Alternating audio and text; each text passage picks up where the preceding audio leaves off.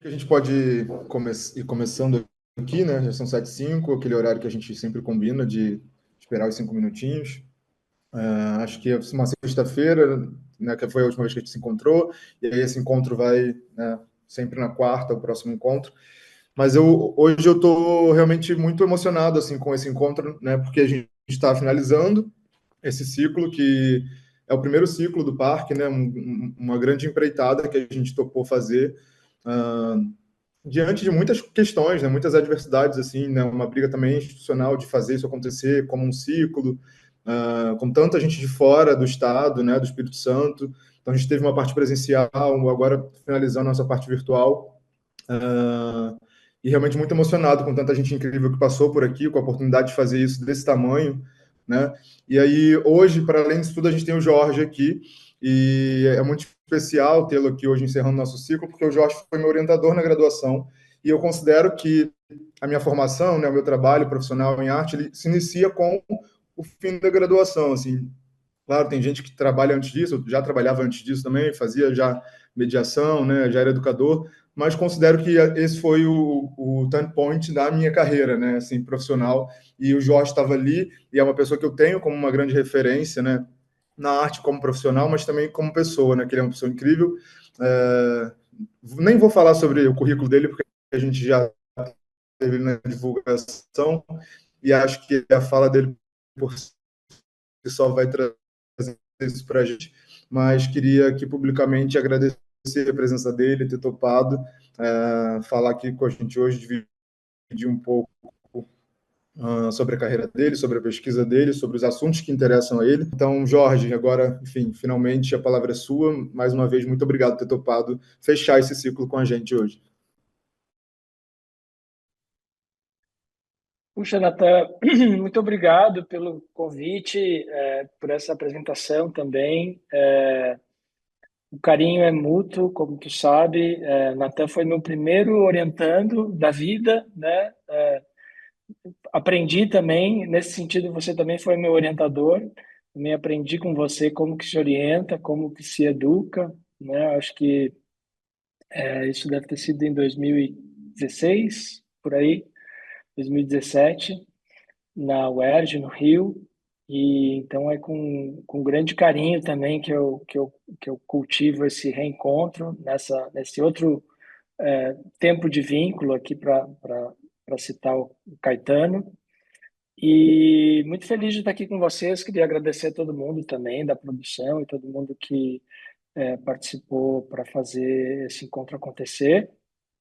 E e muito feliz também de falar nesse contexto, né, de formação, de educação, de educadores, que é um contexto que também fala ao meu coração. Não costumo, como vocês vão ver, pelo que eu vou trazer para vocês hoje, fazer uma distinção muito clara entre a minha atuação enquanto professor, enquanto artista e pesquisador. Então, a minha chegada até nas questões da educação, ela se deu a partir da minha formação enquanto artista, né? Então, também pretendo trazer isso um pouquinho hoje para conversar com vocês, sobre como entender, né, esse momento da recepção da obra, da participação do espectador na construção de sentido, né? Esse momento em que a obra se torna pública, que geralmente fica sob a tutela, né, dos educadores, mas como entender esse momento também a partir de uma perspectiva artística, né? Assim como sendo um momento onde a obra encontra o público, né? Ou também de pensar o público ou a recepção como uma extensão da obra. Bom, eu queria também deixá-los à vontade para fazer perguntas enquanto eu falo, né? Qualquer conceito, qualquer dúvida, por favor, é, escrevam no chat ou também podem abrir o microfone, interromper o que eu estou falando, ficarei feliz de atender as questões que possam surgir e espero também que a gente tenha um bom espaço de conversa no final, então vou tentar não falar muito e para a gente poder ter um bate-papo para poder também fazer com que para eu me colocar à disposição de vocês, né, e para responder as questões que vocês trazem. Bom, a gente vai dividir a minha apresentação mais ou menos em dois tempos. Um tempo mais histórico, falando de algumas obsessões, algumas ideias fixas que eu tenho tido na minha produção acadêmica e artística. Me formei em 1997 na Universidade Federal do Rio Grande do Sul e, assim como o Natan, né, disse, também considero que esse momento da graduação foi o momento em que eu ingressei na carreira artística. E as questões que eu trago para vocês, de alguma maneira, me perseguem desde então, né? Então, nesse sentido, poderia dizer até que eu sou meio monotemático, eu tenho uma paixão duradoura por algumas questões, poucas questões, na verdade, mas que acabam se desdobrando em muitas, como a gente vai ver. Então, a primeira parte, né, é mais histórica, assim, para endereçar essa dimensão conceitual do trabalho e algumas obras. E na segunda, eu pretendo trazer em primeira mão um projeto no qual eu estou trabalhando agora, que se chama Olho Seco, que é uma série de podcasts, de três episódios de podcast. Então, pretendo também testar alguma dessas ideias com vocês e compartilhar um pouco do trabalho que eu tenho feito em estúdio. Então, vou pedir licença para compartilhar a minha tela. E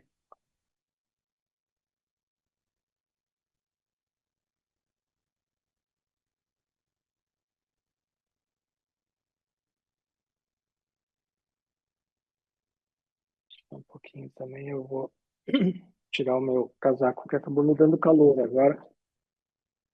Começando a falar. Estou em São Paulo, está um pouco frio aqui. Não estava mais agasalhado do que eu precisava. Bom, a gente começa essa apresentação com o céu azul e em algum momento a gente vai conversar um pouquinho sobre as telas, sobre a nossa fixação com as telas na atualidade e, e, e a ideia de trazer um céu azul também é para a gente fazer um pouco de descanso e de respiro depois de um dia que eu imagino que tenha sido longo, né, para todos. Então também já agradeço por dedicarem a esse restinho de atenção no final do dia para essa palestra e para esse encontro.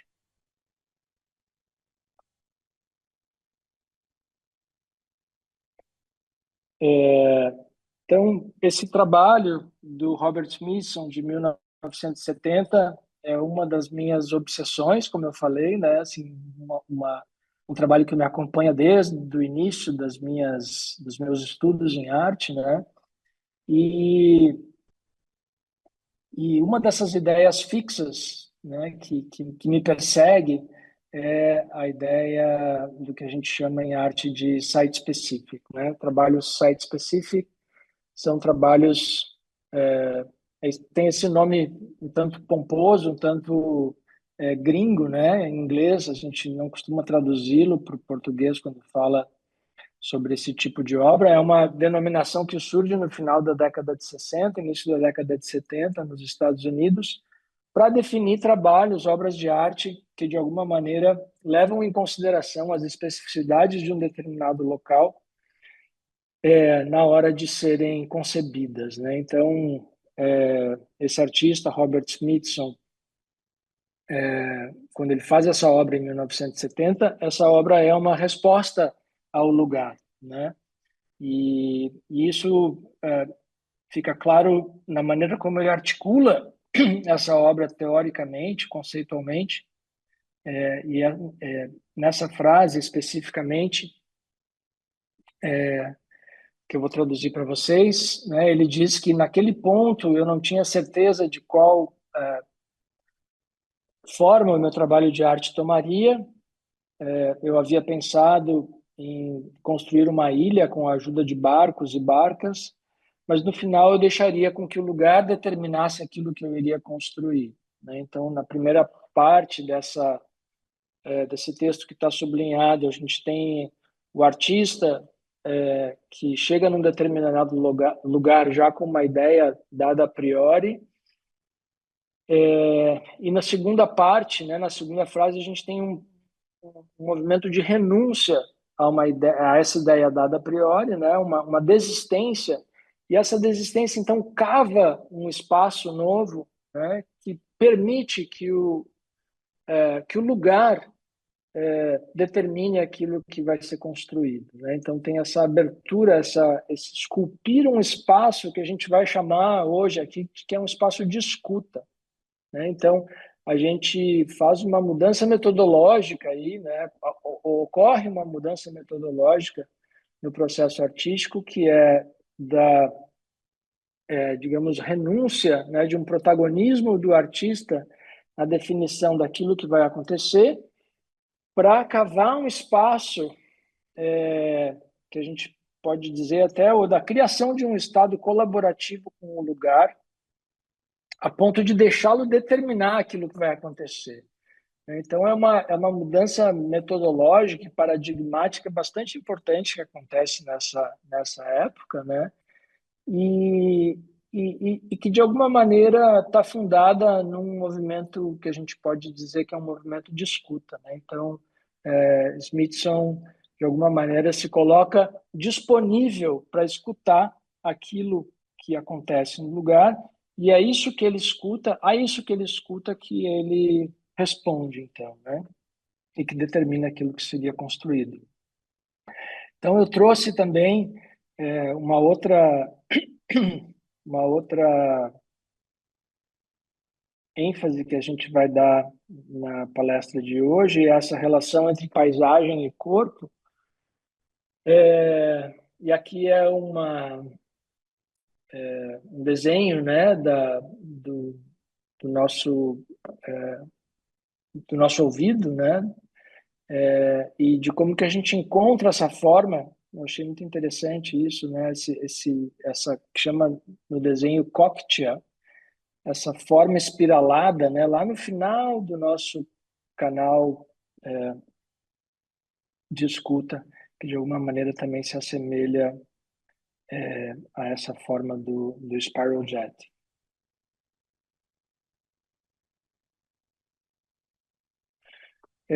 Nessa época, a gente também,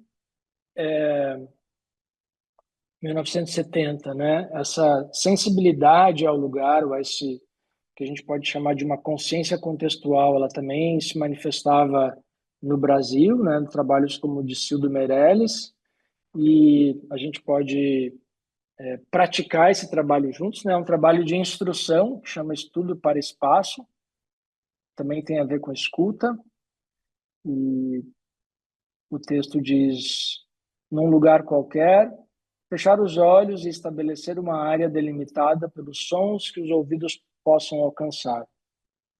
Então, vou convidar a todos agora, a todos que estão na sala aqui com a gente, a fecharem os olhos e por alguns segundos deixarem com que os ouvidos ou a escuta delimite esse espaço no qual a gente está, né? De ver até onde que a nossa escuta alcança.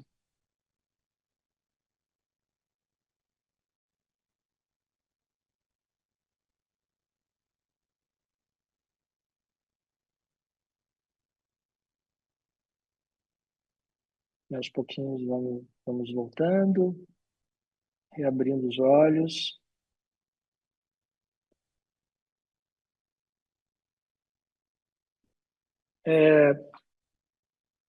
Parte da minha reflexão sobre a ideia de um site, de uma obra site específica, é de defender a ideia de que o site específico ele é muito mais uma metodologia de trabalho do que uma categoria artística, né? Que consistiria nessa escolha de um lugar, na escolha de um site, na escolha de um espaço, um contexto.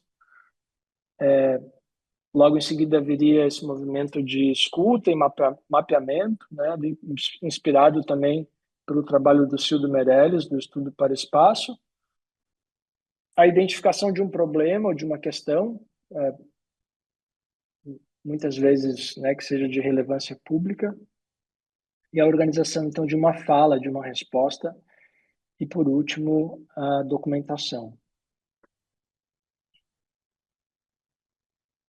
Então, temos mais uma tela azul ali, não sei o que aconteceu com aquele...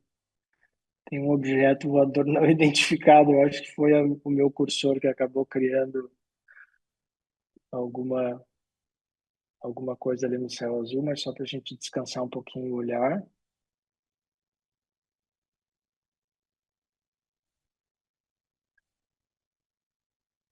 E eu trouxe daí um trabalho de 2014, que eu produzi também no contexto educativo e expositivo, então eu escolhi esse trabalho também por ser um híbrido, né, entre uma obra de arte e um trabalho que envolve uma dimensão educativa.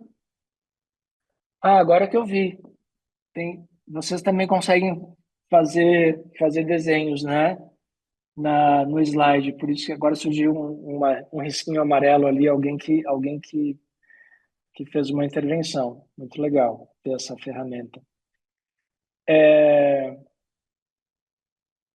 Então, esse trabalho ele foi feito em resposta a um convite que chegou para mim de uma dupla de artistas holandeses chamado Bic van der Poel. Eles foram convidados a participar da 31ª Bienal de São Paulo, em 2014. E a obra que eles propuseram para a Bienal se chamava A Escola dos Estudos que Faltam, né? Ou a Escola dos Estudos Faltantes, em inglês, The School of Missing Studies. E que consistia em trazer uma turma de mestrandos do lugar onde eles davam aula na Holanda e criar um projeto colaborativo, né, com esses alunos dentro do pavilhão da Bienal. Eu fui um dos artistas convidados a colaborar com eles e a maneira como eu respondi ao convite deles foi a partir de uma obra que eu tenho que se chama Café Educativo. E o que eu propus, então, foi mapear os matinhos comestíveis que crescem espontaneamente no Parque Ibirapuera, que é o lugar onde a Bienal de São Paulo acontece, e colaborei, então, com um biólogo e com um agrônomo. O biólogo fez as ilustrações científicas e o agrônomo me ajudou a identificar quais as plantinhas que nasciam espontaneamente, que eram comestíveis do Parque Ibirapuera. Então, essa é uma das plantinhas que a gente encontrou. Ela é chamada de tanchagem em alguns lugares do Brasil. O nome científico dela é Plantago major. E a gente usou essas plantinhas, então, para fazer o que a gente chamou de suco específico.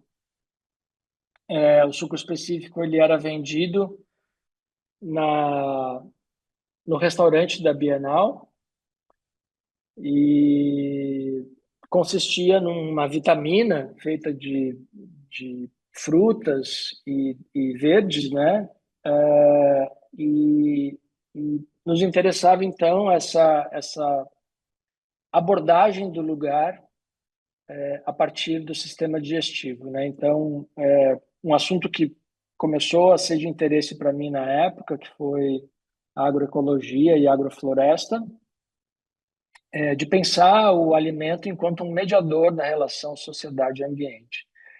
E na participação do público a partir de uma dimensão visceral, né? Então, era uma obra que, mais do que para ser olhada, era para ser saboreada, digerida, e que, de alguma forma,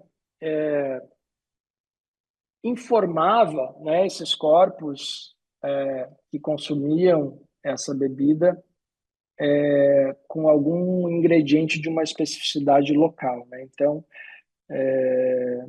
mais adiante, eu fui desenvolver essa ideia, né, de pensar que a nossa própria cavidade intestinal, aqui a gente tem uma foto de como que o nosso intestino é por dentro, né, que ele tem essas microvilosidades que operam como se fossem tentáculos, né, e que leem e de alguma maneira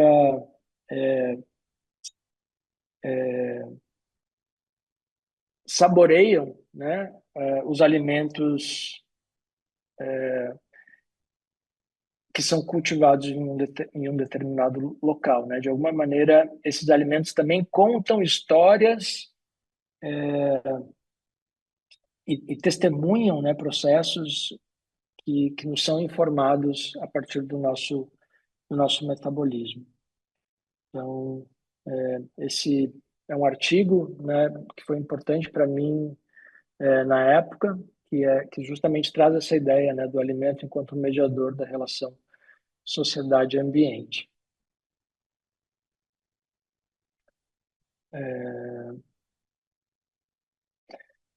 Uma imagem também que para mim foi importante na época de pensar o nosso sistema digestivo enquanto uma ferramenta escultórica, então de imaginar, né, de que aquilo que a gente come ou decide não comer, de alguma maneira também esculpe a paisagem na qual a gente vive, né? Então aí a gente tem uma imagem publicada no jornal, uma imagem que imagino que muitos de vocês já viram, né, que é essa substituição de uma paisagem complexa, de uma paisagem florestal, por uma paisagem simplificada de pasto e de monocultura, né? Então, de que maneira que os nossos hábitos alimentares têm determinado, né, a maneira como a Terra e a superfície do planeta Terra é cultivada, e com isso também o que a gente come, né, define a paisagem na qual a gente vive. Então, é uma ideia de uma escultura coletiva, de uma certa maneira, né, da gente imaginar que ao comermos, né, ao nos dedicarmos geralmente 3 vezes por dia a nos alimentarmos, de que nesse momento a gente também define, a gente também esculpe a superfície do planeta. Então, dos slides que eu tinha, era mais ou menos isso. Tem alguma pergunta por enquanto? Alguma questão que surgiu antes da gente seguir adiante? Fiquem à vontade, podem abrir o microfone ou escrever no chat.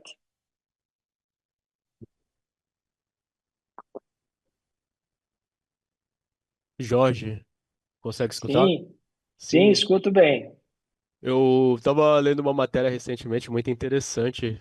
Tem a ver isso que você falou sobre a COP30. Eles estavam falando sobre os pratos que consumimos, né? Qual seria o cardápio da COP30? E aí eles Que falam legal. aqueles que devastam e aqueles que multiplicam o alimento.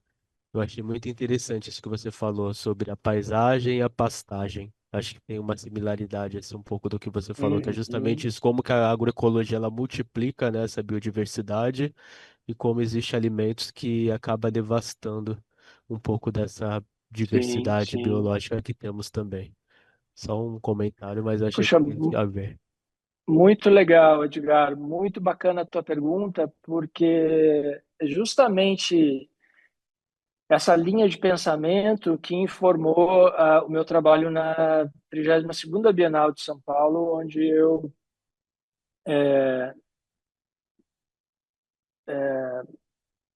sequestrei, digamos, né, o lugar do restaurante para transformá-lo num restaurante agroecológico, né, com insumos da agrofloresta, pensando nesse alinhamento, né, de um grande evento que tinha motivações ecológicas e ambientais, mas que muitas vezes na sua prática, né, no seu cotidiano, acaba contradizendo, né, o tema e o assunto, digamos, né, no caso da exposição, né? Então, fico muito feliz também de te escutar trazer essa questão, né, para a gente pensar justamente no ambientalismo enquanto um tema, né, enquanto um assunto para ser debatido e discutido, como num evento como a COP, mas de que maneira que o próprio evento, né, todas as pessoas que vão voar do mundo inteiro para ir para lá, né, o que essas pessoas vão comer, né, se vai ter ar-condicionado, se como é que são esses hotéis onde as pessoas vão ficar. Então, toda essa dimensão corpórea e material, né, do evento, como é que ela é abordada, né? E então acho que tem muito a ver com o que a gente está falando, sim, hoje. Alguma outra questão antes da gente seguir adiante?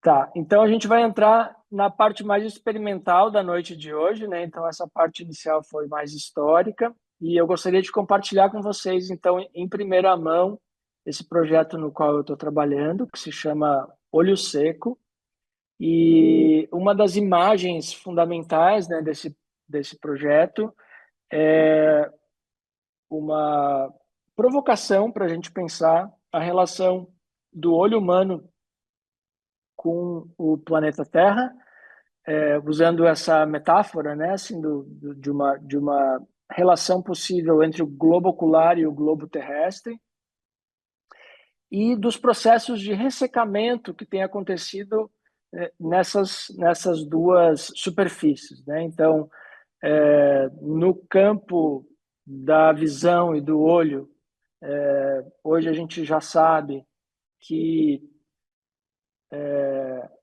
olhar para a tela, né? Olhar para a tela do computador ou para a tela do celular, ela diminui a quantidade de vezes que a gente pisca e, e que esse não piscar acaba fazendo com que o nosso olho fique mais exposto ao ar e provoca um processo de ressecamento que pode comprometer a nossa visão, né? Então, o nosso estilo de vida moderno, ele favorece a uma planificação do olhar, digamos assim, né? A gente acaba vendo tudo mais de modo bidimensional e perde um pouco a noção de profundidade.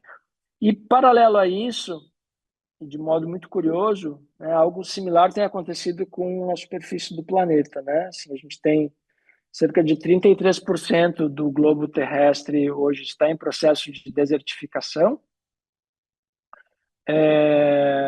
E me parece interessante, né, o quanto que, de alguma maneira, né, a dificuldade que a gente tem tido de enxergar isso, né, de ver isso, acaba complicando e impedindo a nossa capacidade de resposta, né, a esse fenômeno. Então, o primeiro episódio do podcast que eu vou mostrar um pedacinho para vocês ainda é a primeira montagem, então não é algo que eu possa ainda publicar de modo mais amplo, mas esse primeiro episódio então investiga essa possibilidade de a gente fazer uma relação entre, de novo, né, o corpo humano, como eu trouxe em outros trabalhos, e a paisagem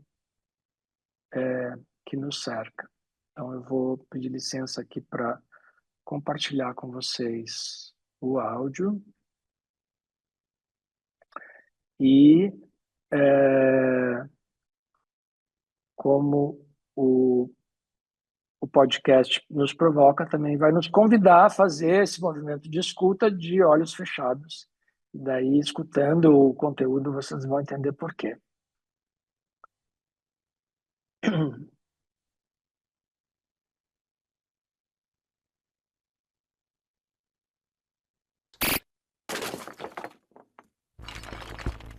Tá todo mundo escutando? Sim. Olá, obrigado.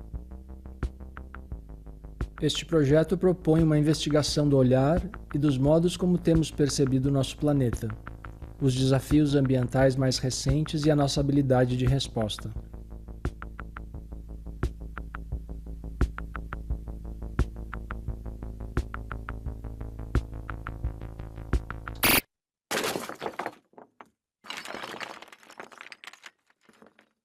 Faça uma pausa. Se puder, feche os olhos. Permita-se um momento de introspecção, focando apenas nos sons.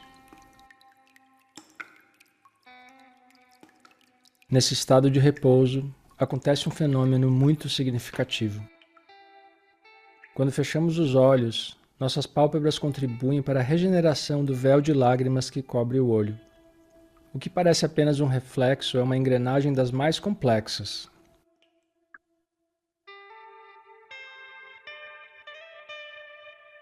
O filme lacrimal é o que mantém nossos olhos lubrificados, protegendo, nutrindo e reidratando a superfície do nosso globo ocular. Fechar os olhos é, portanto, mais do que apenas descanso. É uma oportunidade que nossos organismos têm de regenerar essa fina e delicada camada protetora que envolve nossos olhos. Essa embalagem sutil e delicada tem uma importância desproporcional ao seu volume e área. Sem ela, a visão não se forma. A maioria crescente de nós tem praticamente vivido em frente às telas de celular e computador. São horas e horas de olhar fixo, o que nos leva a piscar cada vez menos. Essa mudança de hábito no mecanismo do olho é praticamente imperceptível, mas tem grandes consequências.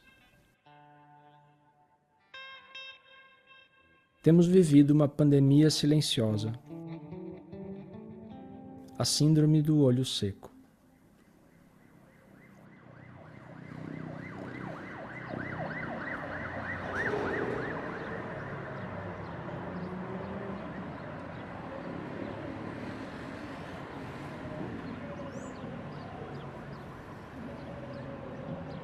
O olho seco afeta milhões de pessoas no mundo todo. Ele surge quando nossas lágrimas já não são suficientes para manter os olhos hidratados. Ao mesmo tempo, nosso planeta também tem sofrido com a escassez de água. Regiões inteiras enfrentam secas sem precedentes.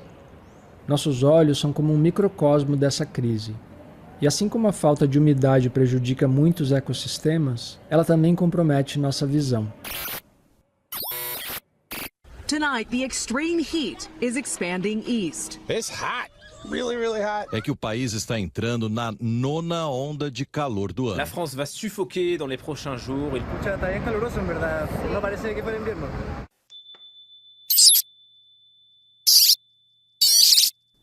A crise climática tem alterado os padrões de chuva. Em alguns lugares temos enchentes como jamais vistas. Noutros, a seca atinge recordes de duração e intensidade, gerando um ciclo vicioso. Solo rachado, florestas desidratadas, queimadas, fumaça. E muitos de nós assistindo a tudo isso nas telas do computador e do celular, piscando cada vez menos. Assim como a escassez de água crescente tem reconfigurado a superfície da paisagem terrestre, o olho seco tem comprometido nossa capacidade de enxergar e, consequentemente, nossa habilidade de responder ao que estamos vivendo.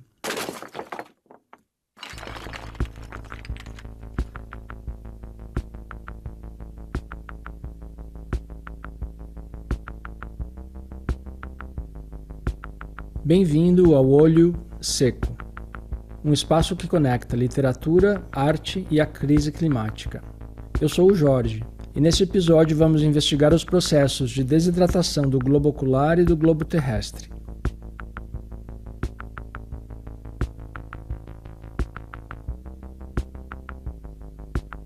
Ele ocorre vazio, o tal tempo ao vivo. E como além de vazio, transparente, habitar o invisível dá em habitar-se. A ermida corpo, no deserto ou alpendre. Desertos onde ir viver para habitar-se, mas que logo surgem como viciosamente a quem foi ir ao da Caatinga nordestina, que não se quer deserto, reage a dentes. Você ouviu o trecho final do poema Bifurcados, de Habitar o Tempo, de João Cabral de Melo Neto. Quem leu foi Sofia Faustino, poeta e assistente de pesquisa deste projeto.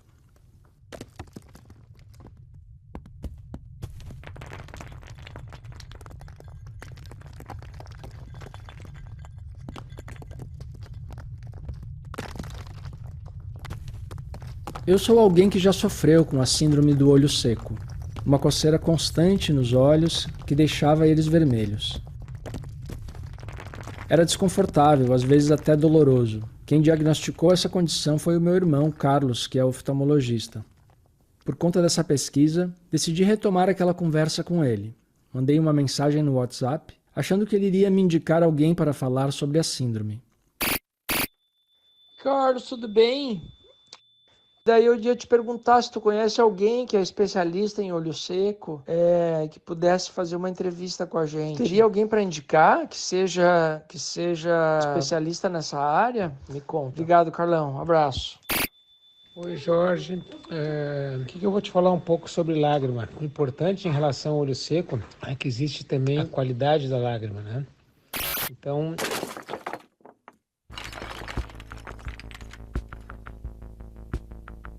Meu irmão se empolgou em nossa troca de mensagens. Então eu entendi que deveria consultar o especialista na própria família. Em uma visita a Porto Alegre, onde ele mora e eu fui criado, conversei com o Carlos sobre a síndrome do olho seco na oftalmologia e já aproveitei para testar a hipótese do paralelo entre o globo terrestre e o globo ocular, um dos fundamentos desse projeto. Eu venho de uma família de médicos, especificamente oftalmologistas. Meu avô já tratava os olhos dos seus pacientes antes mesmo dessa especialidade ser reconhecida. Meu pai era oftalmologista. Meus dois irmãos são oftalmologistas. Em almoços de família, os assuntos muitas vezes envolviam um vocabulário específico: córnea, cristalino, retina, e as disfunções como o glaucoma, a catarata, a miopia. Para mim, esses termos tornaram-se familiares desde cedo. Foi assim que, entre uma garfada e outra, eu aprendi sobre a anatomia e a fisiologia do olho humano. Eu também me tornei um profissional do olhar, mas de outra maneira. Enquanto artista visual, eu me interesso por como o olho vê o mundo, pelas diferentes formas de perceber, representar e responder ao que chamamos de realidade.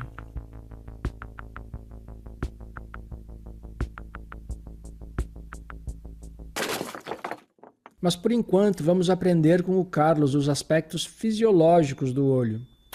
o globo ocular, ele tem uma área que tem a sustentação dele que se chama humor vítreo, que é a parte posterior. Tem o humor aquoso, que é na frente da íris, e o filme lacrimal, que é por fora da córnea. Então, essa é a parte líquida do olho, podemos dizer assim. E a parte líquida e transparente, límpida, que permite a visão. A função dos cílios é de proteger e filtrar as impurezas que estão no ar para que elas não caiam no filme lacrimal. Essa fala do Carlos me lembrou que as matas ciliares ao redor de rios e lagos fazem algo parecido, formam uma proteção para as águas.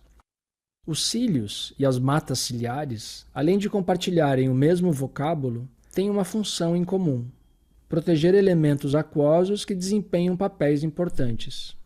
Enquanto os cílios ajudam a manter o filme lacrimal, as matas ciliares ajudam a preservar a água que nutre e sustenta o ambiente ao nosso redor. Bom, convidar vocês, então, para quem manteve os olhos fechados, a voltarem a enxergar. Deixa eu parar de compartilhar a tela aqui. Ver se... Onde é que está o... Aqui.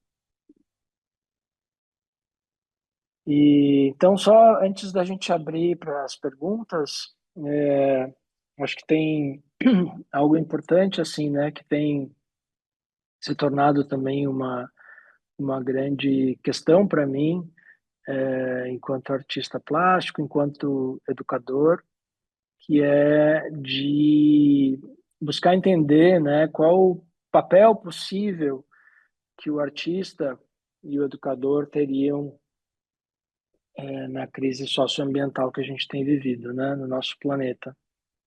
E eu acho que uma das possibilidades de resposta a essa pergunta é justamente imaginar, né, de que a gente, enquanto artistas e artesãos da linguagem, também somos responsáveis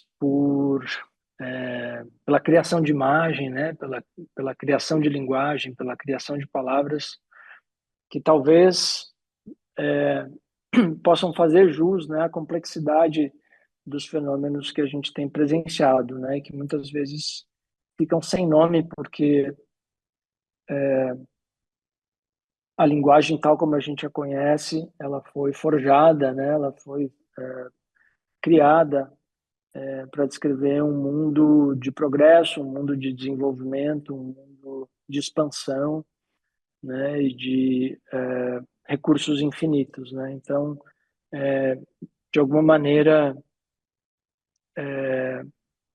estamos sendo provocados, né, a repensar o mundo no qual a gente vive e de maneira esperançosa, imagino que cultivar essa possibilidade de descrição e narração e de contação de histórias, né, no mundo no qual a gente está, possa irrigar e cultivar a nossa habilidade de resposta. E, então, queria agradecer e abrir para perguntas.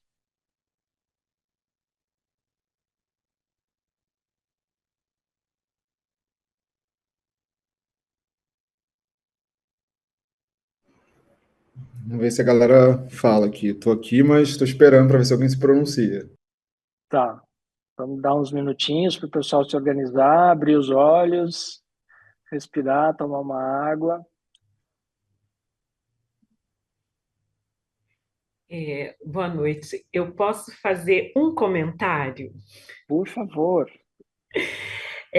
Na parte que você falou da família de médicos e como isso ajudou o seu olhar, eu me lembrei de uma das pessoas que também falou, a Luciara Ribeiro, porque ela falou de uma árvore que para ela significava o avô dela protegendo a família.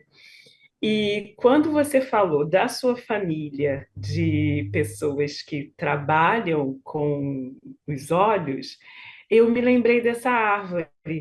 E eu associei ela como assim, a árvore que significa o avô dela também chegou até a gente. E eu pensei nesse olhar dos seus antepassados que também chegaram até a gente, como galhos de árvores que protegem. Aí eu me emocionei. Aí os olhos lacrimejaram. Então, eu fiz essa associação que eu achei muito bonito, porque o olhar de uma pessoa que é do seu passado chega até a gente através do seu olhar com a arte. Uau, muito obrigado, Adriana, por compartilhar essa imagem tão linda. Você estava de olhos fechados? Uma curiosidade só. Sim, estava. Sim. Então, E olha é, que lindo, né? Olha que e é lindo que a interessante. gente consegue enxergar, né? Mesmo de olhos fechados. Sim, e essa relação com a nossa memória, porque os sons trazem uma tela e construído pela nossa memória. Sim, sim, belíssimo, belíssimo. Agora eu que me emocionei aqui com o seu compartilhamento. E também com a sua costura, né? Assim, de costurar os diferentes convidados que vocês tiveram e de trazer e evocar essa ancestralidade, né? Que eu acho que é tão, tão importante, né? Assim, do quanto que, assim, usar essa metáfora do olhar ressecado, do quanto que essas imagens ancestrais, né? Assim como o Krenak nos ensina, né? Que o futuro é ancestral, de que de alguma maneira a possibilidade também, né, de entender um futuro não a partir da novidade, né, ou de uma abordagem tecnocientificista, né, de que a gente de alguma maneira teria uma tecnologia que vai resolver os problemas que a tecnologia criou, mas de que a árvore, né, a árvore que traz a energia do avô, né, que os rios que nos inspiram, né, que os nossos antepassados possam de alguma maneira nos ajudar a reidratar, né, a nossa existência, e o nosso futuro, né? Muito obrigado, linda, linda imagem. Fiquei muito emocionado aqui com Muito o teu obrigada. compartilhamento.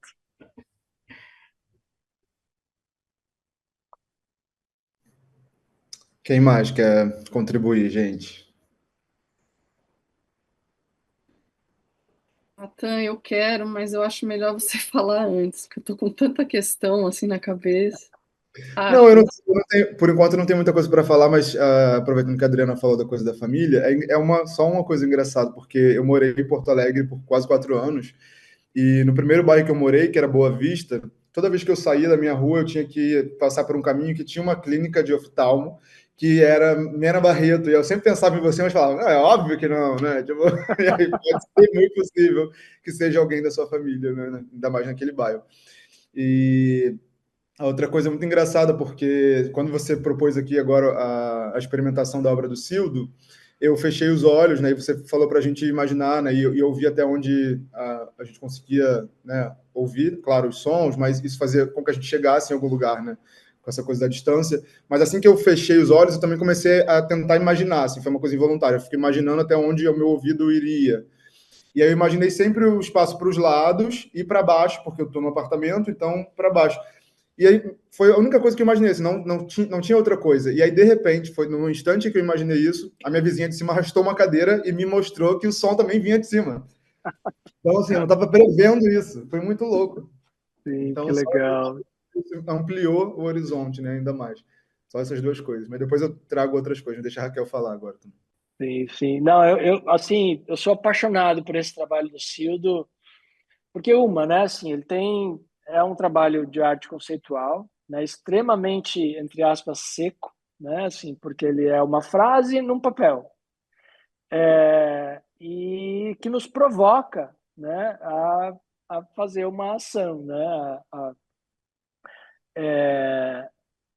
eu inicialmente, quando eu conheci esse trabalho, eu não fiz essa ação, eu achava assim, não, o trabalho é esse, né, o trabalho é a frase, e a gente só imagina que está fechando os olhos e daí quando eu fui visitar a primeira agrofloresta que eu visitei foi na Barra do Turvo, ali na na divisa entre Paraná e São Paulo. Aliás, a Raquel estava comigo nessa viagem para a gente visitar a agrofloresta.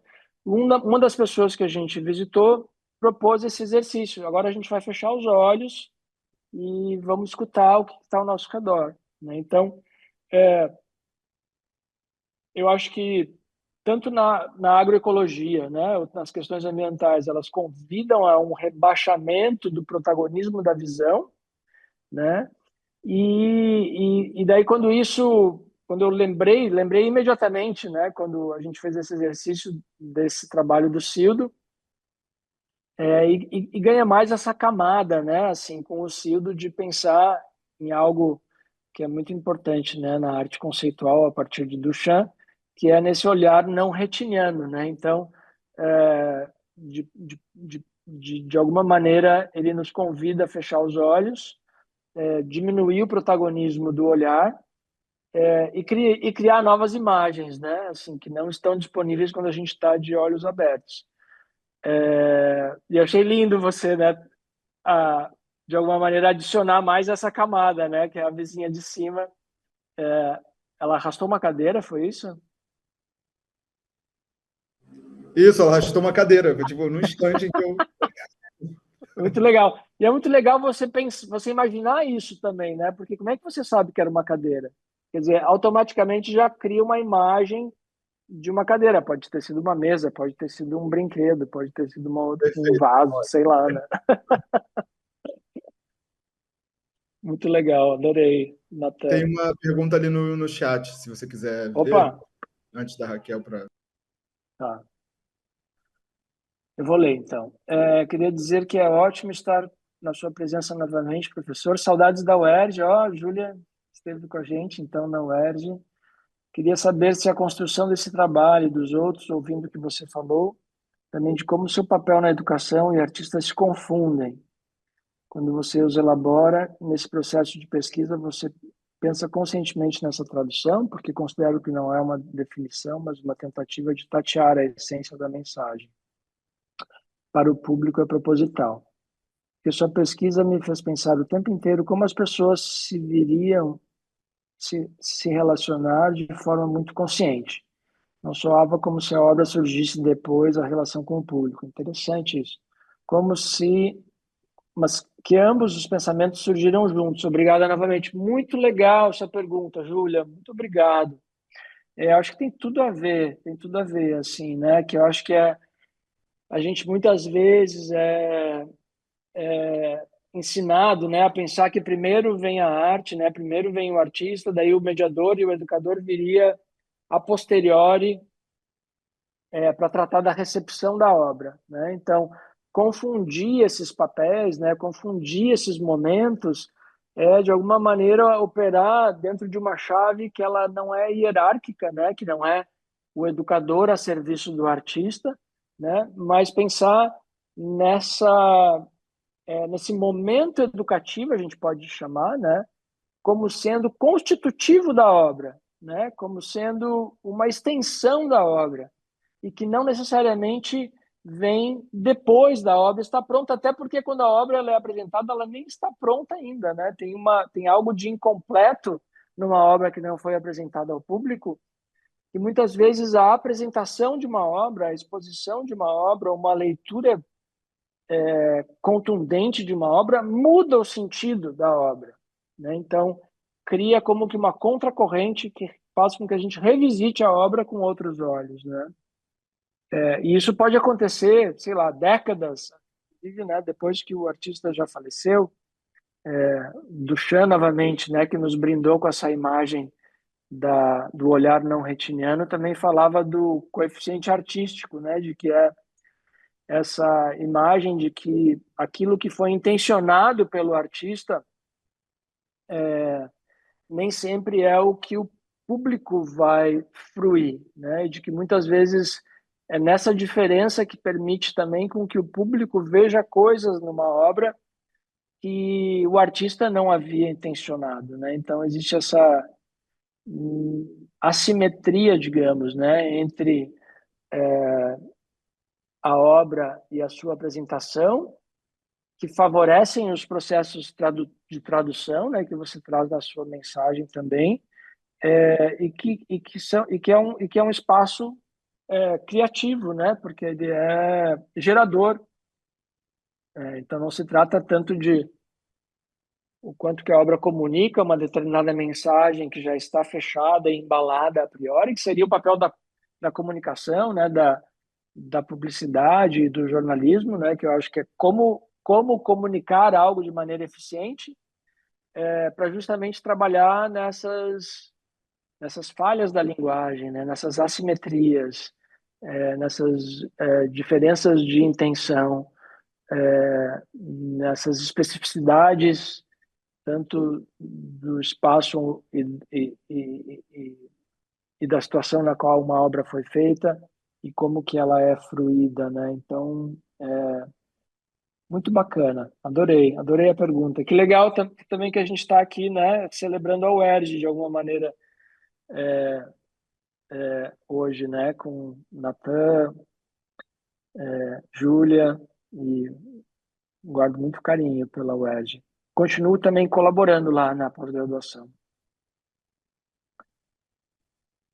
Não, tá tudo certo, não precisa pedir desculpa, não. Raquel quer falar agora? Se você quiser falar antes, fala, Natan. Não tem problema, não. Pode ser? Pode ir. Vamos lá. Ô, Jorge, eu fiquei muito interessada no que a Adriana estava falando. Eu estava pensando nisso também, nessa questão do quanto, da onde a gente vem informa, né, o trabalho também, as camadas do trabalho. E à medida que você vai e liga para o Carlos, né, para saber, teu irmão, para saber, enfim, para ele talvez até dar um diagnóstico ou te informar com quem você poderia tratar, né, a questão do olho seco, que não é uma questão só tua, né? Acho que a gente pode pensar também aqui no Jonathan Crary, né, quando ele vai falar dessa coisa das telas, né, o fim dos sonhos, né, também. Então, essa impossibilidade de fechar os olhos, né? Ele fala dessas telas 24/7, eu acho que é. Enfim, fiquei pensando nisso, né? De que a gente fica com o olho seco porque a gente não consegue mais sonhar ou fechar os olhos, né?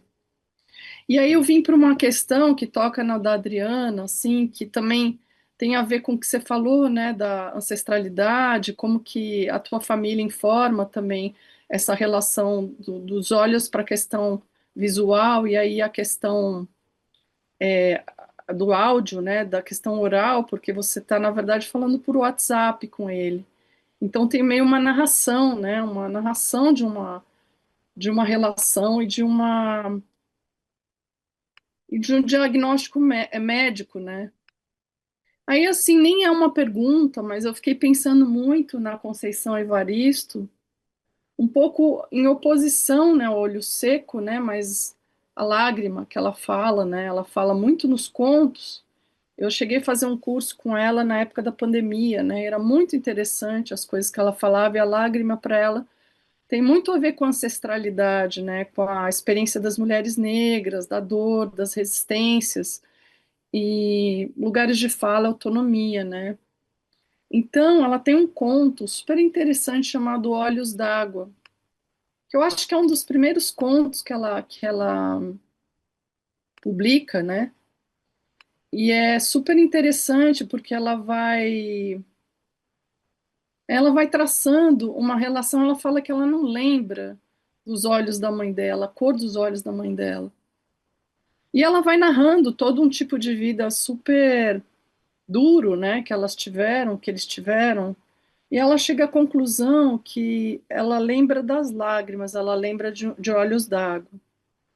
É super bonito, assim. Então, a única possibilidade de ver essa mãe é através dessa lágrima, né, desse olho molhado. E aí tem uma imagem interna muito diferente, né, dessa imagem do olho seco, por um lado, né, o olho seco, na verdade, é meio que oposto a esse lugar da emoção, né, da emoção e de uma história. Parece que ele é um resumo desse lugar árido que você fala e faz as relações, né. Tem um outro conto que ela vai falar que é Em Submissas Lágrimas. É muito bonito também. Deixa eu ver aqui, que eu até anotei. Não estou achando agora, mas é Em Submissas Lágrimas das Mulheres, algo assim. Que também tem a mesma relação com a ancestralidade, com a dor, com a lágrima, né? E insubmissas porque elas não se rendem, né, a uma questão que é da cala, né, não é da fala. Então, a lágrima, nesse sentido, também é uma insubmissão, sabe assim? Também diferente do olho seco, que é uma submissão a tela 24/7, né? Então, eu estou pensando aqui, muito lindo a tua metáfora do olho planeta, numa relação direta com a Conceição, por oposição, assim, talvez, ou por aproximação até, né? Da ideia de não água e água, né? A água para ela também tem a ver com ancestralidade em Oxum, que é o orixá, né? Que é das águas e tal.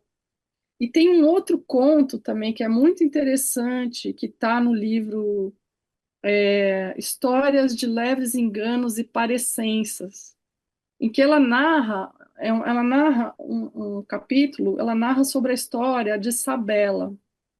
A Sabela é uma idosa que é considerada uma bruxa numa certa comunidade. E Sabela sabe de muitas coisas, né? E ela é perseguida ao mesmo tempo que ela é respeitada, porque ela prevê coisas, e ela prevê um dilúvio. E esse dilúvio, a força d'água, só sobrevive Sabela, ela avisa a comunidade, mas as pessoas acho que não se atentam, mas ficam os seus, né? As pessoas que ela realmente tem um afeto, assim. Mas, de novo, a água para ela é a narrativa da memória, da ancestralidade, da matriz africana, e a água como metáfora de uma força da natureza e os poderes femininos. Então, de novo, é um elemento de destruição e mudança, mas que traz no seu contexto uma espécie de insubmissão, né? Quando a gente volta para insubmisso às lágrimas das mulheres, né? Insubmissão a esse lugar, né, de redenção, né, enfim, de se curvar, né, ao que o mundo pede hoje, planetariamente, né, assim, até dessa questão do racismo ambiental. Eu acho que quando ela traz também esses elementos da natureza ligados à matriz africana, tem uma insubmissão também a essa noção de seca, né, de falta de água, né? Então são mulheres que carregam água.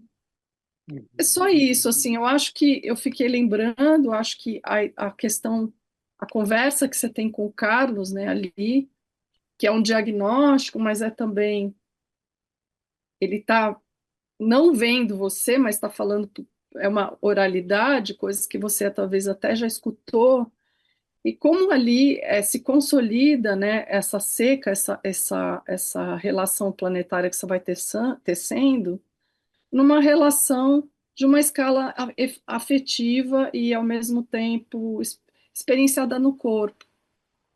Você estava com o olho seco, assim como Conceição Evaristo estava com olhos d'água. Então, acho que é só para te falar isso, tá? Uau! Nossa, que presente essa leitura, Raquel. Tô reidratado aqui com todos esses insights e com a tua escuta atenta, né?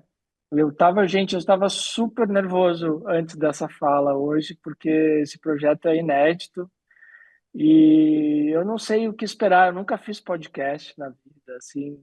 Tô passando os meus últimos dias em estúdio e de gravação, então, assim, tô em plena gestação, assim, ou em pleno parto, talvez, projeto que eu comecei em 2021, e agradeço imensamente, assim, por né, vocês terem acolhido e escutado, assim, com tanto carinho e tantas imagens generosas, né? E Raquel, uma grande amiga, interlocutora, desde lá sei lá, mais de 20 anos, né, Ra, que a gente está em conversa, então também vejo a tua resposta como parte, né, de um diálogo já ancestral, né, em andamento, assim, não é um diálogo que começa hoje, né, ele tem raízes muito profundas, que trazem essa água, né, dos lençóis freáticos do tempo aí, então me emociona muito também te escutar nesse sentido. Não conheço essas tuas referências da Conceição Evaristo, já vou procurar hoje à noite mesmo, depois que o nosso evento terminar aqui, para reidratar os olhos depois de ter ficado grudado aqui na tela, né, por 1h30. Tem algo muito interessante também, assim, bom, eu acho que tem muitas coisas aí para a gente continuar a conversa também, né, Ra? Mas eu acho que algo muito, muito importante, assim, do que você traz é essa relação entre literatura, água e secura, né? Porque isso também, assim, só para aproveitar também a deixa para contar um pouquinho mais para vocês do projeto, né? A Sofia Faustino leu um poema do João Cabral de Melo Neto, que era um poeta da seca, né? Assim, ele era um poeta que não só tematizou o sertão, mas que inventou um jeito de falar sobre o sertão que é inovador, né? E isso me parece assim algo extremamente importante, que é essa ideia, né, de que Cabral não apenas tematiza o seco,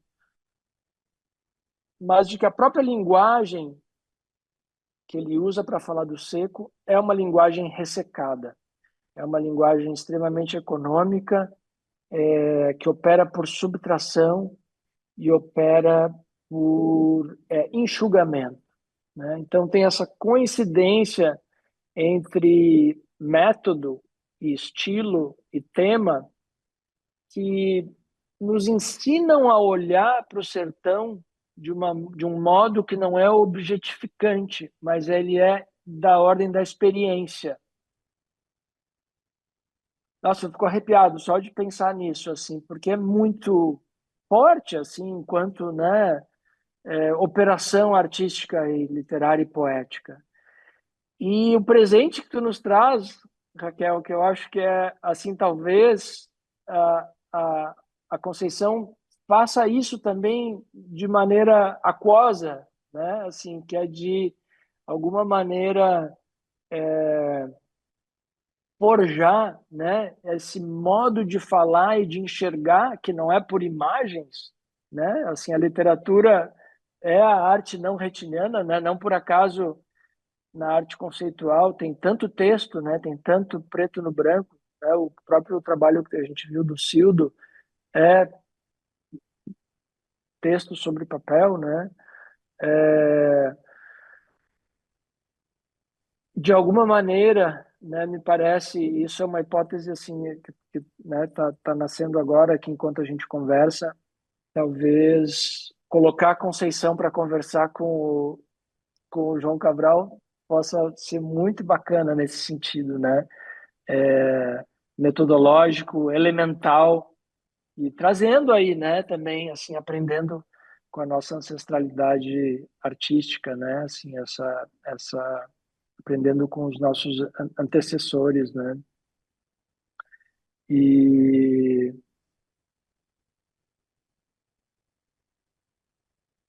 muito bacana. Obrigado, Rá, por essa resposta tão... Obrigada, Jorge. Eu acho que tem uma operação interessante entre a tua construção, né, do olho seco, que é no corpo, né? É uma relação no teu corpo, você está sentindo aquilo, o Carlos vai descrevendo cientificamente.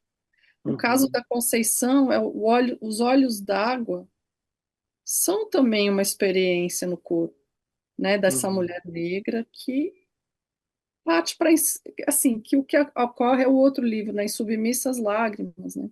Sim, Então, sim, dos dois lados tem uma questão que parte desse corpo que é afetado, né, planetariamente também. Que no caso dela tem a ver com as escalas de subalternidade da mulher negra, periférica. Com E o certeza. teu caso, um caso de tantos como nós que está ligado à tela e se rendendo a uma coisa que a gente não parece que não sabe como escapar, né? De uma atenção o tempo inteiro, né? Que também é um outro lado dessa Acho que você falar do olho seco também é uma resistência, como ela falar dos olhos d'água, Uhum. né? É só isso. Sim, sim. Ai, maravilha. Eu vou tentar encaminhar aqui, porque a gente está já se aproximando ali de 8h30. Tem duas mensagens no chat, e aí o Edgar pediu para falar também, e aí Tá. depois eu posso falar uma coisa que eu pensei, mas se quiser ver o chat ali. Da Elaine, né? A primeira? Aham. Tá. É um prazer ouvir a sua fala. Eu estava com Raquel e ela nos apresentou na Bienal em que você participou com a proposta do suco. Ah, que legal! Muito interessante esse trabalho. Que legal, Elaine! Que legal te reencontrar. Muito bom. Vamos brindar então, né, com os sucos. E daí tem a Gislaine também. Prazer revê-lo, Jorge. Fui sua aluna em 2020 na UERJ também. Opa, mais uma pessoa da UERJ. Que legal! Muito obrigado pelos comentários. Quando a gente abriu o ciclo para o Brasil todo, isso, né, acontece, né? Essa beleza de reunir gente de tantos lugares aqui. Antes só de falar, acho que eu posso falar porque é uma coisa bem rápida. Eu ia justamente pedir para você falar mais sobre óleos secos, porque é isso, queria ouvir mais, porque ouvindo, né, esse pedaço que ainda está em processo, eu fiquei, nossa, eu quero ouvir mais disso, eu quero sair na rua com meu fone ouvindo o Jorge falar sobre essas coisas. E o Jorge tem uma voz ótima, né? Então a gente escuta e quer ouvir mais, e fica ali e nem vê a hora passar, né? Mas aí que bom escutar isso.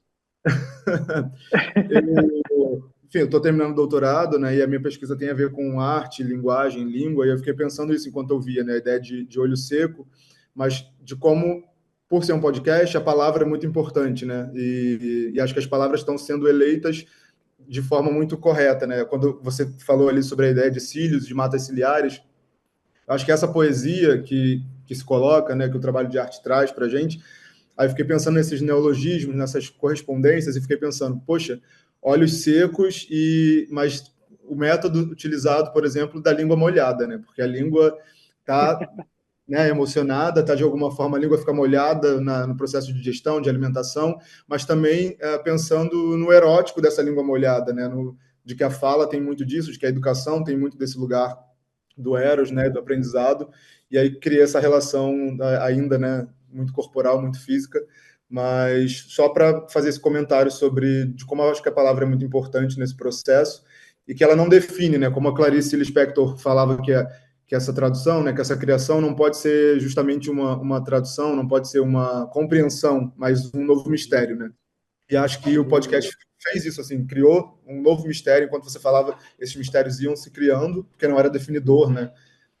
E acho que a palavra tem muito disso, do aberto. Então, enfim, muito bonito. Quero ouvir mais, assim que estiver disponível, nos avise. E Claro. tem o Edgar ali com a mão levantada. Muito legal, Natan. Só um comentário breve, assim, antes de responder o Edgar, antes da gente escutar o Edgar.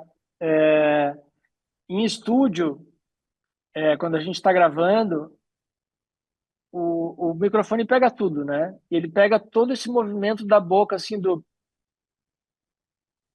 a boca molhada, todos esses pequenos sons que para nós são imperceptíveis ou que a gente filtra enquanto a gente está conversando aqui, mas que o microfone não perdoa, né?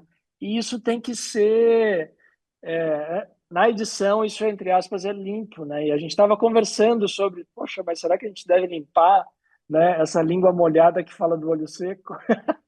Adorei que você trouxe essa lembrança, né? Assim, também da língua molhada, muito lindo. E temos o Edgar sumiu, ué. Oi, tô aqui. Ah, tu tá aí. Oi. Tava pensando aqui tudo que estavam falando, né? Cada pensamento, eu acho que a nossa imaginação é muito importante a gente exercitar, né? Esses pensamentos que às vezes nos levam a outras imagens, a outras concepções que a própria palavra não dá conta, né? De tudo isso que a palavra ela acaba levando a gente a um tipo de raciocínio e pensamento ou também a outras variáveis, dependendo de como que é essa interconexão, né, da linguagem. E essa linguagem molhada, que pode ser escorregadia, que pode levar para várias outras caminhos, né, imprevistos, não é uma coisa firme, mas sim uma coisa sólida, que acaba tendo uma multiplicidade, que é difícil, é pouco palpável. Da mesma forma, eu acho que essa questão de imaginar é algo que me fascina dentro da arte, né? Essa questão da imaginação, de como que a gente consegue ir para outros lugares e pensar outras relações de espaço, de tempo, e tudo isso tem a ver também com a questão do olhar. No Rio de Janeiro, eu trabalhei no Museu do Mar e fiz um curso de. Eu fui convidado depois que eu fiz uma apresentação lá, trabalhei em um projeto de um intercâmbio internacional de um artista e depois eu fui convidado para ser monitor de um curso de produção cultural de arte contemporânea e lá tem a Escola do Olhar. Dentro Uhum. disso, eu também fiquei imaginando várias questões de aprendizados através desse olhar que eu tive lá também na escola, lá no mar, na escola do olhar. Mas dentro do que você falou dessa questão do olhar especificamente, eu trabalho com audiovisual e cinema, isso me interessa muito por várias outras questões de construção dessa linguagem do olhar e me veio umas questões que eu acho que também é muito interessante. Primeiro, uma reflexão, a primeira que me veio diante da questão do olho seco, é que nessa questão de hiperdemanda de imagens que a gente tem com o audiovisual, com as telas, a gente vê muita imagem pronta, né? Muita coisa produzida que não leva a gente, poucas levam a gente a imaginar. Muitas já entregam um produto pronto, né? É aquela coisa industrializada que você apresentou lá como um suco, tendo algo que nasce ali daquela questão da própria natureza daquele local que muitas vezes as pessoas não percebem, não entendem que dentro daquilo tem uma potência enorme, né? Que você acaba trazendo aquela natureza como um contraponto a toda aquela outra relação industrializada que estava ali do lado. E acho que isso tem muito a ver com essa hiperdemanda de imagens que a gente vê nas telas também, de Uhum. produção massiva, e faz a gente ficar com o olho seco, mas seco de sensibilidade. A gente acaba perdendo a sensibilidade da imaginação. Eu pensei essa Uhum. questão muito da perca da sensibilidade, da olho seco, como uma analogia, né, simbólica da perca, como a sociedade ela está insensível porque ela está consumindo muita coisa pronta e essas coisas acabam sendo industrializadas por dentro do próprio Sim. organismo e pensamento. E aí eu pensei outras coisas muito interessantes também. Estava vendo aqui que dentro do audiovisual eu tenho uma pesquisa sobre a sensibilidade do olhar, sobre os sensores, sobre o nosso próprio olhar como produção de imagem e o pensamento semiótico, né? Aí eu estudo semiótica, estudo várias outras relações que tem a ver, como você estava falando, sobre a questão ótica, né? Mas da questão corporal, eu estudei muito também sobre optogenéticas e como que a sensibilidade fisiológica faz a construção dessas imagens e nosso olhar é uma câmera, né? Como essa Uhum. câmera também ela tem algo objetivo ao olhar, mas imageticamente a gente pensa algo que muitas vezes as outras pessoas não veem e quando vê esse pensamento é quando a gente imprime isso de alguma forma numa obra de arte, tenta fazer essa provocação. E ele Uhum. me lembrou também a lenda do Guaraná, que é esse menino, né, que nasce, né, e é amado e visto por todos ali da aldeia, admirado, e a maldade, a inveja acaba matando ele. E aí Tupã fala para enterrar os olhos desse menino e dali nasce uma árvore que é a fruto da brasilidade, né? Que é a essência do Uhum. Brasil, é conhecido também e visto mundo afora como Guaraná, né? O Guaraná que é essa fruta brasileira e tem essa lenda do olhar também, né? Desse olhar brasileiro que Que lindo, não acaba conhecia. é uma lenda muito bonita que é um menino que nasce, né, de uma história de um casal indígena e toda a aldeia fica fascinado por desse menino, apaixonado, todo mundo quer ver ele e sente essa atração por ele. E a inveja, uma entidade do mal acaba sentindo essa inveja e mata ele, né, decide fazer maldade. E Uhum. aí o Tupã, que é o deus dos indígenas, fala para enterrar esse menino e os olhos dele e da onde ele é enterrado, os olhos desse menino nasce o Guaraná, que tem também o fruto do Guaraná, né? O olho, né? Então Uhum. é da onde se vê o Que mundo lindo. também, essa Muito brasilidade. Acho legal. bem legal Muito essa linha. legal, Edgar. Nossa, muito, muito bacana as tuas questões. Obrigado por compartilhar. Tem Desculpa, sobre Jorge, desculpa a, interromper. É só que essa questão artística também, eu trabalho essa questão artística, eu tenho algumas questões que me. Muita sensibilidade da forma do olhar. Você estava falando de questões fisiológicas, mas assim como a gente sente na pele essa aproximação fisiológica do ambiente, o ouvido também é um toque, né? O som acaba a gente indo para outros lugares, ou esses outros lugares que vêm até a gente nos toca profundamente, né? O ouvido também é uma forma de um tato que a gente muitas vezes é imperceptível. E eu tenho algumas obras de arte que ela trabalha com essa questão da semiótica. E aí eu queria que você pudesse falar também sobre essa relação da semiótica, como que diferentes pessoas, pela própria fisiologia e pelas próprias sensibilidades, enxergam obras de forma diferente, né? Tem essa Uhum. sensibilidade de aproximação e esse contato de forma diferente pela própria concepção interna dessas pessoas. Se você já Sim, estudou algo sim, nessa relação entre a arte, a sensibilidade e a semiótica, invariáveis, né? Porque somos diversos e enxergamos de formas diversas, às vezes a mesma coisa pode parecer diferente para pessoas sim. divergentes. Muito, muito legal. Obrigado, Edgar, pelas tuas contribuições e pelas provocações também. Tem algo, acho, sobre essa dimensão da imaginação que você traz que eu queria compartilhar, né? Assim, porque todo o segundo episódio da série de 3 episódios do podcast, o segundo episódio é sobre literatura e João Cabral. E a gente vai discutir essa questão, né, do seco, da linguagem ressecada. E uma imagem que para mim ficou muito forte, né, quando eu entrei em contato com a poesia do João Cabral, foi uma disciplina que eu fiz no doutorado lá na literatura comparada da USP, com o professor Ari Vidal, que é um dos convidados do segundo episódio. E tinha tardes que a gente ficava, que a gente lia um verso de um poema e ficava naquele verso, sei lá, 3, 4 horas, assim, né? Descompactando aquele verso. E, de alguma maneira, isso também me fez pensar sobre o próprio processo da linguagem, né?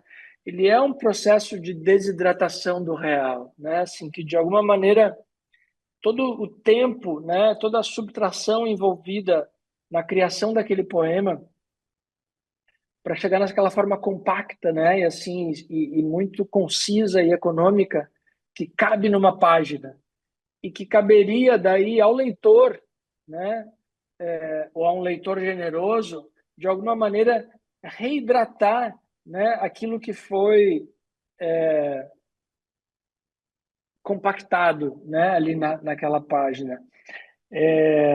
Para pensar também na importância desse movimento da recepção, né, desse momento da participação, desse momento educativo, né, como a gente chamou anteriormente, também como esse momento de devolver algo à vida, né? E fazer daí usando essa metáfora, né, que tem me interessado, de reidratação, né, do real, ou dos reais, né, assim, ou de um real, talvez a gente devesse colocar no plural, não. Isso que você fala da literatura é incrível também, porque a literatura é isso, né? Ela germina, ela cria, ela frutifica, ela ramifica Uhum. a imaginação. A imagem das telas é muita coisa já pronta, né? E a Total, total. literatura é justamente isso, é a semente que dá para você, a partir dali, germinar É, e crescer o pensamento, a imaginação. Literatura é magnífico por isso. Mas obrigado, eu acho que é só, enfim, só uma pré-resposta, né? As suas provocações, eu acho que a gente também já está se encaminhando para o final aí, né, Natan? Então, Pois é. mas obrigado novamente, Edgar. Eu que agradeço. Muitas imaginações e pensamentos sobre essa aula. É um prazer e muito agradecido por ter compartilhado conosco esse conhecimento e essas reflexões. Bom, a gente realmente já deu ali 8h30, né? Uma pena, a gente sempre fica querendo ouvir mais, cada vez mais. Então, a Malu já enviou ali para a gente a listinha de presença, então, por favor, assinem, né? Quem ficou aí até agora. Queria, antes de encerrar, perguntar para o Jorge se ele quer fazer uma fala de encerramento, dizer alguma coisa, mas já queria desde já novamente te agradecer, né? Para a gente realmente foi um privilégio ter você aqui hoje. Eu comecei essa fala de hoje, né, dizendo isso, que para mim, particularmente, ainda mais. Estou realmente muito feliz da gente poder encerrar esse ciclo que a gente veio construindo desde maio, como a Malu até disse aqui antes, desde muito antes, na verdade, né, porque a gente teve que trabalhar bastante para colocar isso na rua, mas desde maio ele está acontecendo, né, primeiro presencialmente e agora virtualmente, encerrando hoje. E só para dizer também que a gente está encerrando o ciclo hoje, então agradecer a todas as pessoas que ficaram com a gente, né, durante todo esse tempo, aqui quartas e sextas, sei que sexta-feira, então, era um dia pior ainda, né? Todo mundo gosta de sextar ali, sexta-noite, as pessoas fazendo formação. Mas uma coisa legal sobre o que a gente está encerrando hoje com esse tema, né, e com o Jorge, que é um super pesquisador que relaciona, enfim, arte com o meio ambiente, com a questão da agroecologia, né, das agroflorestas, tem toda uma pesquisa sobre escultura para além do óbvio, né? Na semana que vem, a gente começa o nosso projeto de implementação, porque quem estava aqui no primeiro encontro virtual, que fui eu que conduzi, eu apresentei o projeto pedagógico do parque, o que a gente vem desenvolvendo, né, para ser implementado. E o nosso grande projeto para o parque, ele é a criação da EVA, que é a Escola Viva de Arte. E o pensamento sobre ela é justamente parte, né, dessa relação e dessa experiência em arte, em meio ambiente, em natureza, a partir das obras, mas também no diálogo com o próprio parque, que está dentro da Mata Atlântica. E o que a gente vai fazer, né, como um projeto socioambiental e uma proposta pedagógica, é construir uma agrofloresta dentro do parque e, a partir dela, justamente começar outros encontros, outros processos e outras falas, né? E aí, na próxima semana, no dia 22, a gente começa esse processo de implementação física, né, no espaço. Então, quem quiser, a gente vai ter 2 palestras para dar o pontapé nisso, com a Bárbara Tupiniquim e o Luiz. A Bárbara é uma liderança indígena aqui do estado, engenheira florestal, e o Luiz, ele é mestre em desenvolvimento rural, um super pesquisador também, tem ali, coloca a mão na massa, tem uma agrofloresta, né, em Aracruz, que é território indígena. Então, a gente quer justamente construir essa agrofloresta a partir desse saber. E a outra parceria que a gente está criando para tocar esse projeto é justamente com a Raquel Garbelotti, que está aqui com a gente hoje, fez a fala, né? E a gente está trazendo ela em parceria com o grupo de extensão dela, que é o Esfera, justamente para ativar esse espaço, para a gente poder trazer os alunos, trazer pessoas que queiram construir, debater, né? E pensar, escrever sobre isso, também agir, né? E ter construir ações, né, nesse território, porque a gente quer justamente que o parque seja esse espaço de experimentação a partir de todas essas propostas socioambientais e de coisas que a gente acredita, que acho que é o que é mais válido. Então, acho que a gente termina aqui hoje já com uma conexão para a semana que vem, e é bonito que vocês dois estejam aqui, que sejam amigos, que sejam tão próximos. E, enfim, agradecer novamente, Jorge. Feliz de estar aqui com vocês, do nosso reencontro, embora nas telas, me sinto abraçado e me sinto muito bem-vindo aqui nesse espaço, né, com gente que tem, né, fiquei muito feliz com os alunos da UERJ que apareceram, com a minha grande amiga Raquel, o meu primeiro orientando, né, de todos os tempos, você, assim, que eu tenho tanto orgulho. Também estou super curioso para ler esse doutorado. Para quem não conhece os escritos do Natan, assim, Natan é um escritor, além de artista, educador, pensador, é um escritor incrível. Então, também estou salivando para ler o que você está cozinhando aí. E quero tomara que isso seja só um primeiro contato aí de uma relação que também a gente possa cultivar. Maior interesse em saber tudo que vai acontecer aí, e quem sabe participar também desse projeto de agrofloresta e de regeneração da Mata Atlântica. Por favor, a gente quer muito que você venha em algum momento. A gente não sabia que você ia estar no Brasil justamente nessa época, mas numa volta, né? Quem sabe a gente afina isso e traz você aqui. Vou fazer aqui o printzinho de novo só para a gente não perder, que eu vi que uma galera ligou a câmera só agora. Fiz. E acho que é isso, gente. Obrigado novamente. Foi um super prazer. Qualquer coisa, estamos aí. Vocês têm acesso aos nossos e-mails, contatos, e a gente vai falando. Obrigado mesmo. Beijo.